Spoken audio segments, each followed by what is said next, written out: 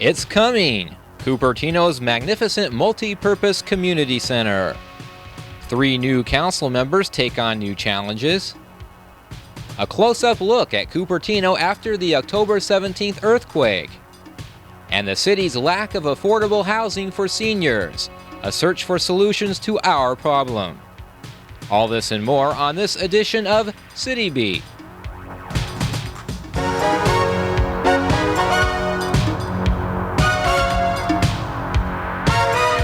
City Beat, a half-hour magazine show focusing on news and events from the city of Cupertino. The bullet fired from this .44 Magnum hits with such force it can pierce an engine block. A drunk driver doesn't use a gun. His weapon is his car. Each year, drunk drivers kill over 26,000 of us and maim thousands more. When he hits you, the results could look like this. Stop it. Stop drinking and driving. It could cost someone an arm and a leg. Maybe more.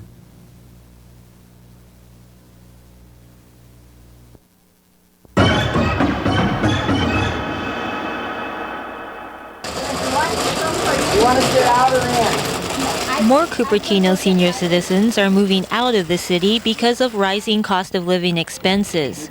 Although increasing healthcare costs and population congestion may also be cited as reasons for departure, the lack of affordable housing for seniors on fixed incomes has become an increasingly alarming issue. Cupertino Community Services Executive Director Sally Brennan explains the housing crisis as it currently stands for older residents. Because a lot of them are living in their own homes that they purchased a long time ago, they're able to maintain their lifestyle here with somewhat some dignity. Some of them, however, sell their homes because they no longer can maintain them and move into apartments, and that's where they run into trouble because the apartments increase on a regular basis once a year, and pretty soon they find themselves using all of their savings up and finding it difficult to make ends meet. And those are the seniors that I have seen. Those are the seniors that I see are forced out of Cupertino, where they've lived for many, many years, and have to go to an area that the housing is less expensive. It is heartbreaking. Research gathered by Cupertino Community Services indicates that the current rental price for subsidized housing is somewhere between $450 and $500 a month for one person. Social Security is only around $600.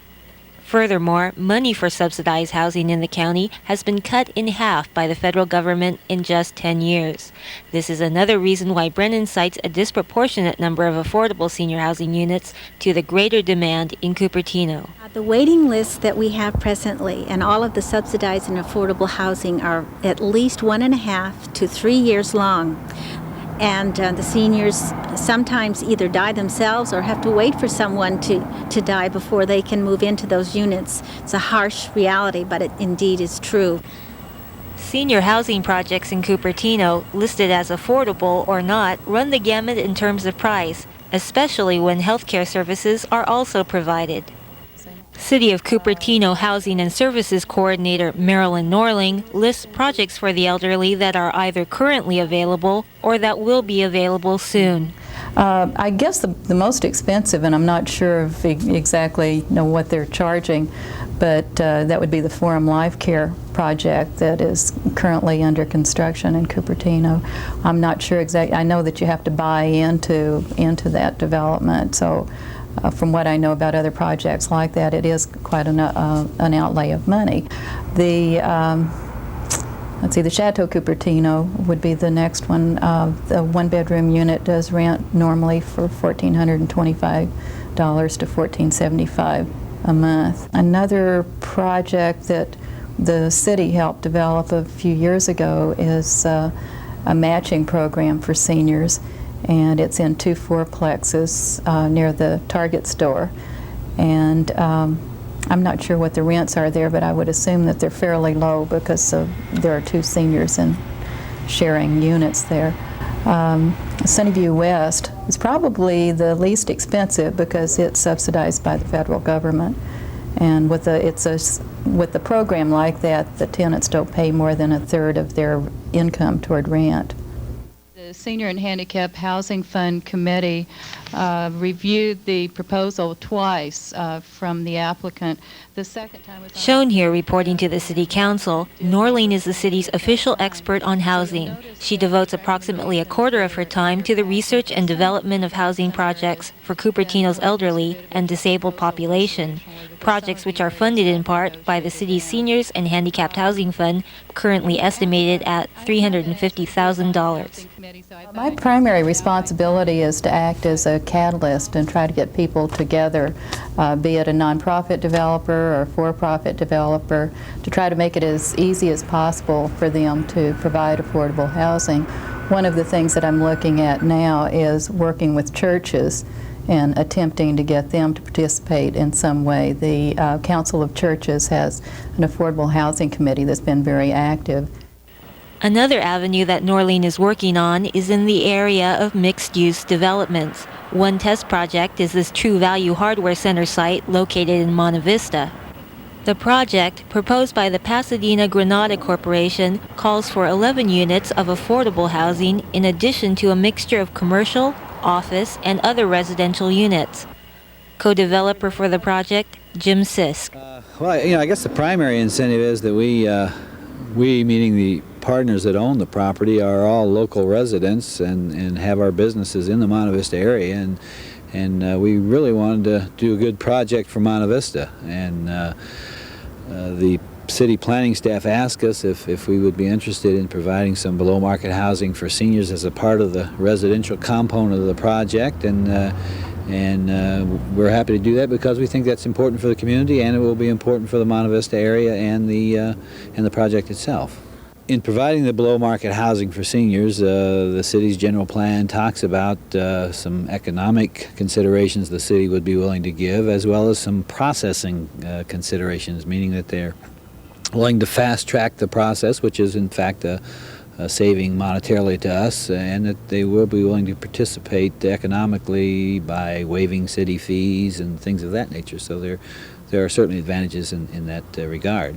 I'm hoping sometime this next year to get together both nonprofit developers and for-profit developers so that the nonprofits can explain to the for-profit developers what the kinds of projects that they do, and they can see pictures and slides and that kind of thing, and maybe talk about how they could work together, especially on mixed-use projects. That's one of the things that we've been particularly interested in, is the whole idea of getting maybe just a few units, a few housing units in a mixed-use development, that being, say, an office development or a commercial development where there wouldn't be housing otherwise.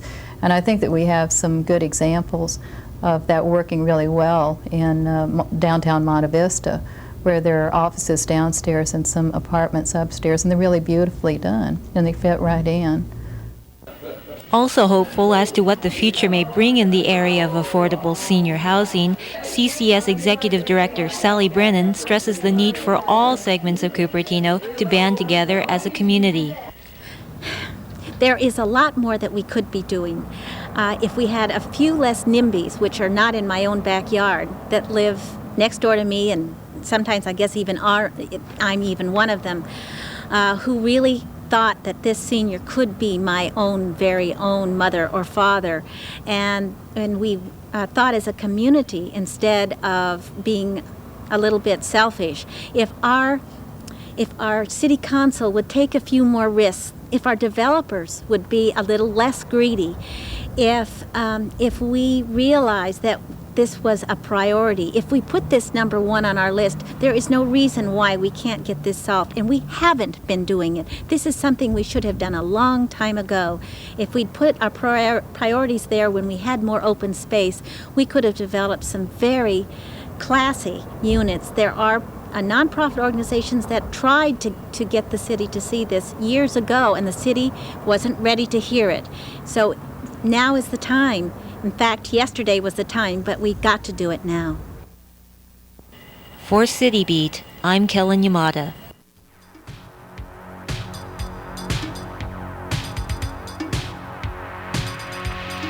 When we return, what's in store for Cupertino's very own community center? And 3 new city representatives take their seats. Stay tuned. 5 o'clock, people in a hurry, rushing for trains, for buses, time to go home, to family. But for this man and 2 million like him, there is no hurry, no schedule, nowhere to go. For them, the street is home, their only home, the homeless. Just because you can't help everyone doesn't mean you can't help someone.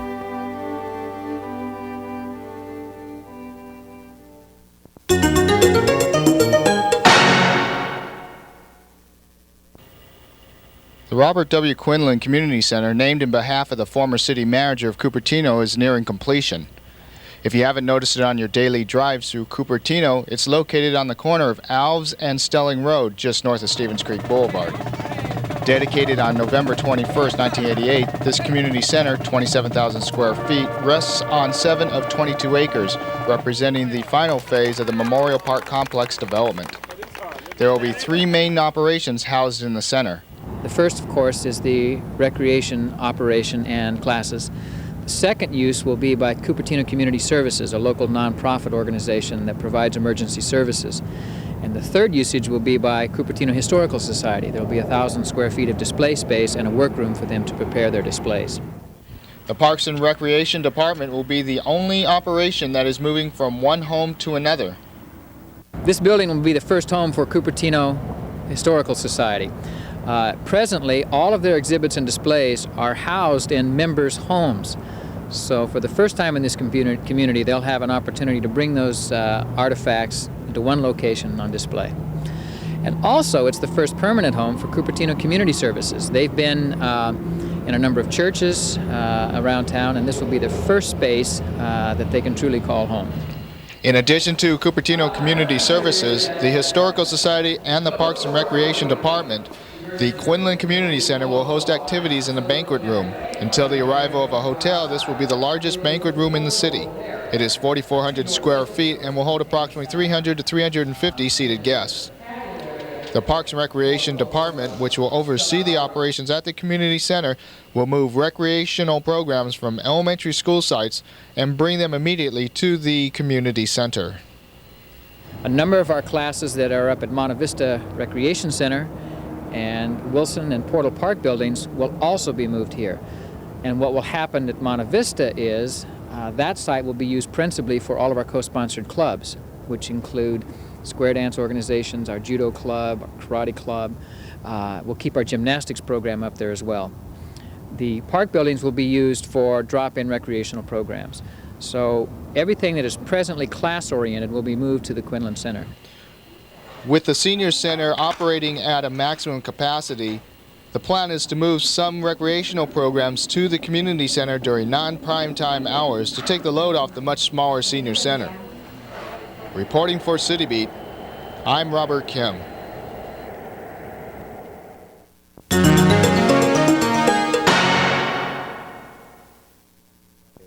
And that I will well and faithfully discharge the duties upon which I'm about to enter. Thank you. 1989 marked the beginning of political careers for newly elected council members Marshall Goldman, Laurel Lee Sorensen, and Nick Szabo. Together, they represent 3 of Cupertino's 5-member council, led by Mayor Barbara Rogers and Vice Mayor Barbara Koppel. The basic task of the council tonight is to review a planning commission recommendation involving the ultimate use of that property. With little time to adjust to their new political roles, Goldman, Sorensen, and Szabo have already been put to the test. The council must collectively reach a decision on 2 hotly contested items, which have residents from the Rodriguez-Torrey Avenue neighborhood and residents surrounding the Motorola office complex, pitted against 2 of the city's major developers. Already, the council has endured marathon-length meetings, which have accompanied the 2 applications.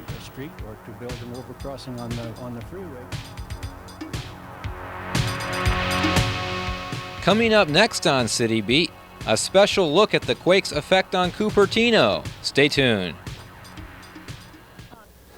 Hi, I'm Peter Graves. Some people don't use safety belts because they think they'll be trapped in a burning car or one submerged in water.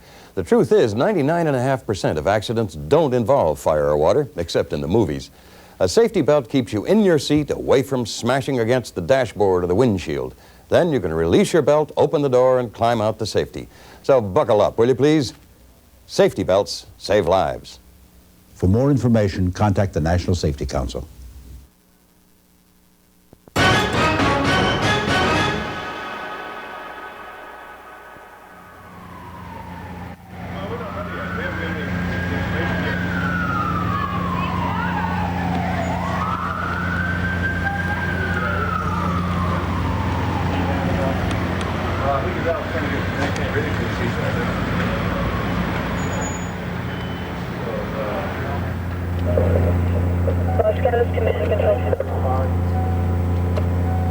Telephone service has been restored to our office. I don't know how we are here. There's a lot going on, and it looks like it's going to go on for a while.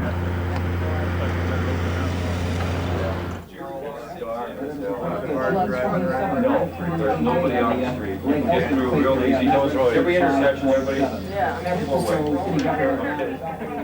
These scenes are of Cupertino City Hall, the evening of October 17, 1989, as a major earthquake rocked Northern California. The quake, which registered 7.1 on the Richter scale, was located 10 miles northeast of Santa Cruz. It was responsible for at least 70 deaths throughout the Bay Area as buildings and overpasses gave way from Santa Cruz and Los Gatos north into Oakland and San Francisco. Billions of dollars in damage were recorded statewide. It was the worst natural disaster to strike the nation since the 1906 San Francisco quake, which left nearly 800 dead. During the post-quake period, city officials were faced with a number of real live emergencies. Initial reports of structure damage included parking garage mall damage at Valco Fashion Park, utility wires down at Merritt and Larry and Orange and Almaden, and a buckled freeway at Highway 85 and I-280. Injuries included a traffic accident at McClellan and Foothill, a person in need of assistance at Target, 6 elderly citizens injured at Sunnyview Manor, and reports of 2 deaths, an apparent heart attack victim at Richwood Drive, and a man who fell to his death when part of St. Joseph's Seminary collapsed. One of the more serious incidents following the quake was this structure fire at 7556 Orange Blossom Drive in South Cupertino. The fire produced a large plume that could be seen for miles along the western side of the valley. Neighbor Norman Wild returned home to find the fire raging out of control just across the street. Don Faust rather, he did a major part in saving that house right next to the right of it, because he got up there with a hose and he was hosing the corner of that roof down so that wouldn't get there. Other incidents included an unconfirmed report of a landslide at Deep Cliffs Golf Course, several reports of buildings cracking or slipping on their foundations, and reports of numerous electrical outages and gas leaks. One of the biggest problems to affect Cupertino occurred when operations at the Rancho Rinconada water treatment plant were reduced to 1/3 of normal following the quake. There is some damage to this treatment plant, and it is affecting our water supply. We're asking residents who have San Jose Water and Cal Water to conserve as much as possible. That means no showers and definitely no outdoor watering. Cupertino has a limited water supply. Please try and conserve as much water as possible. Thank you. During the first few days after the quake, Public Works personnel canvassed the community, informing citizens about the water emergency. We are still in effect in the drought, and now that we had the earthquake and the water breaks, we're just trying to let everybody be aware. Okay, sounds good. Is the water potable here? Yes, the water in Cupertino is safe. We're in between the 2 major areas of Los Gatos and San Francisco. We didn't have the sewer line damage like both of those cities. Yeah. But just to be on the safe side, Interior damage to homes and businesses was also extensive. Tin Market, like many other Cupertino businesses, was closed for days as cleanup operations got underway. At the Cupertino Library, volumes upon volumes of books littered the floor. The library remained closed as personnel began refiling and repairing the books. Here in Cupertino, more than $58 million in damage was attributed to the quake, most of it in the commercial and industrial sectors. In residential areas, very little structural damage was experienced, aside from a few cracked foundations and toppled chimney columns. The damage that we've experienced is mostly cosmetic, cracks in the sheetrock, stress cracks. The biggest problem we've had is in the residential area with chimneys. Chimneys either cracked or collapsed, and we have in Cupertino 16,000 homes, and we're doing a lot of surveys upon request from the public to check the damage in their homes. The damage in Cupertino is in sharp contrast to the situation in Los Gatos, where damage totals topped the $500 million mark. The buildings we have here are relatively new, built to a much higher seismic standard. The old buildings like you're seeing here in the picture, unreinforced masonry buildings, they're built to a standard that just can't handle that type of seismic activity. The buildings today are designed to withstand that kind of a force, and basically that's the difference. We're a new community, Los Gatos is an old community, and that's what's unfortunate about it. The Loma Prieta earthquake October 17th was another in a series of quakes which have rocked the Bay Area during the last decade. Since 1979, several quakes of magnitude 5 or greater have hit within a 50-mile radius of Cupertino. The principal fault zones involved are the Calaveras Fault along the east side of the Santa Clara Valley, the Hayward Fault, which runs north along the East Bay through Oakland and Berkeley, and the San Andreas Fault, which lies just a couple miles from Cupertino's westernmost boundary. Scientists are still uncertain as to what all this seismic activity could mean. Records from the 19th century indicate a similarly active period for several decades prior to the 1906 quake. Back then, earthquakes were recorded on the Mercalli scale, which measures the intensity of local ground shaking. The 1906 quake registered a 12 on the Mercalli scale, the highest possible reading. The Loma Prieta quake, by comparison, was only an 8 or a 9 on the Mercalli scale. If a higher magnitude quake were to hit today, stronger and much closer to population centers, emergency response efforts could be stretched to the limit. Yes, we are better prepared than we were, and certainly we're quite well prepared when compared with someplace like Armenia, where it was just absolute devastation. In talking with building officials, engineers, geologists, other people over the last few years, I get the picture that California really is better prepared than most places. We have especially strong building codes, and that will help a great deal because, as someone said, earthquakes don't kill people, buildings do. So that's the bottom line, keeping something from falling on your head. And in that regard, we are really quite well prepared, especially in a city like Cupertino, where most of the buildings are fairly new. The Loma Prieta earthquake has really made people think long and hard about those gaps in our local emergency preparedness programs. For example, although Cupertino's emergency response to the quake was underway within a few minutes after the initial shaking, it took a much longer period of time to establish a fully operational command center. In a few seconds, the tabletop exercises and simulations of last summer became the real thing. I think everybody that was involved in this, I think this was the first time that the EOC was activated for a real emergency. And so it was a first live test for us. Certainly for me, as a fairly new city manager, it was the first ever being involved in trying to coordinate activities involving an earthquake. I think the training we had, as brief as it was, helped kind of identify who was going to follow up on specific functions, and that was the most value of it. And when we were looking for emergency medical treatment, Steve Dowling, we knew, was the guy to do that. And that's his functional responsibility. Normally he's Parks and Recreation Director. In emergencies, in charge of coordinating medical services. And so we knew that he was the guy to do that. When we wanted to keep track of the status of things, we knew that Bob Cowan, who normally is Director of Community Development, he's the guy to keep track of status of events and so forth.